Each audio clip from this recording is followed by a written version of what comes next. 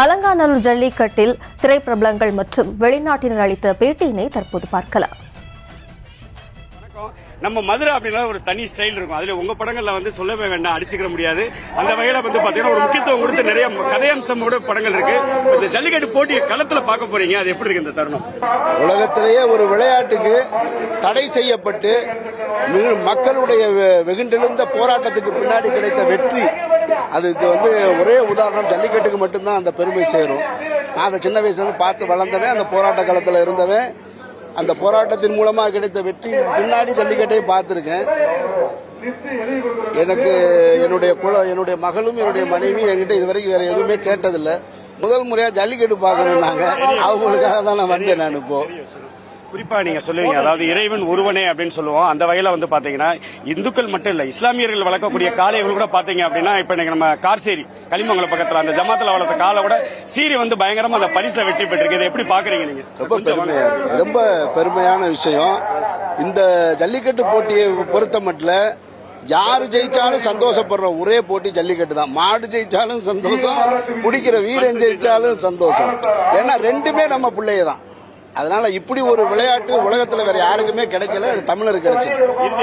தமிழக முதல்வர் வந்து பாத்தீங்கன்னா இன்னைக்கு இந்த களத்துல வந்துட்டு மாடுபிடி வீரர்கள் சிறந்த வீரர்களா இருந்தா அந்த கால்நடை பராமரிப்பு துறையில அவங்களுக்கு வேலைக்கு வந்து முன்னுரிமை கொடுப்பேன் அப்படின்னு அறிவிச்சிருக்காரு. அதே போல இந்த காளைகளுக்கு நீச்சல் பயிற்சி கூட வந்து இதே அலங்காநல்லூர்ல அமைக்கிறேன் இருக்காரு. இது எப்படி பாக்குறீங்க? அதுவும் இந்த அலங்காநல்லூர் வாடிவாசல் மையத்துல வந்து முதல்வர் அறிவிச்சிருக்காரு. மூணு வருஷத்துக்கு முன்னாடி மாடுபிடி வீரர்களுக்கு அரசு வேலை கொடுக்கணும்னு நான் கோரிக்கை வச்சிருந்தேன். அந்த கோரிக்கையை நிறைவேற்றிய மாண்புமிகு தமிழக முதல்வர் அவர்களுக்கு என்னுடைய நெஞ்சார்ந்த நன்றிகள். நன்றிண்ணே. நம்மளுடைய இந்த அலங்காநல்லூர் ஜல்லிக்கட்டு போட்டிய வட மாநிலங்கள் மட்டும் இல்லங்க, வெளிநாடுகளிலிருந்து ஏராளமான சுற்றுலா பயணிகள் வந்திருக்காங்க. முதல்ல இந்த ஜெர்மன்ல இருந்து வந்திருக்கக்கூடிய இவங்ககிட்ட கேட்போம். Hope you loved this jallikattu competition, right? Yeah, it was our first time here and it was so exciting, so we really enjoyed it and I hope we can come here again. How do you see that bullocks catching man while the bullocks are coming fast and they are going on catching that bull? Yeah, the man's doing this really right. He was really fast. So, yeah. Do you like Tamil culture? Yeah.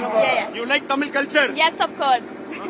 ஏங்க அலங்காநல்லூர் ஜல்லிக்கட்டுக்கு வாங்க, எங்க தரமா இருக்குங்க, வேற மாதிரிங்க. I love யூங்க. இன்னைக்கு பாத்தீங்கன்னா சின்ன பசங்க கூட ஏங்க அப்படின்ற அளவுக்கு இருக்கு.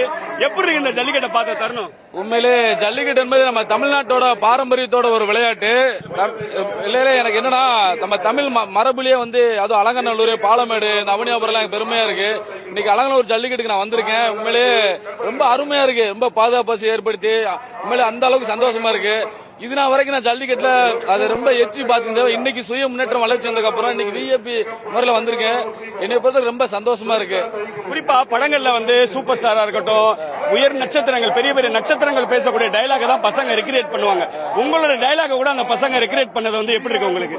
ரொம்ப சந்தோஷமா இருக்குங்க. ஒரு தனி மனுஷன் அவ எந்த ஒரு பின்புலம் இல்லாம தன்னோட இலக்கு மேல உறுதியா இருந்தானா அவ எந்த இடத்துக்கும் போலாம். நீங்க உங்க மேல நம்புங்க, வைராகியமா இருங்க.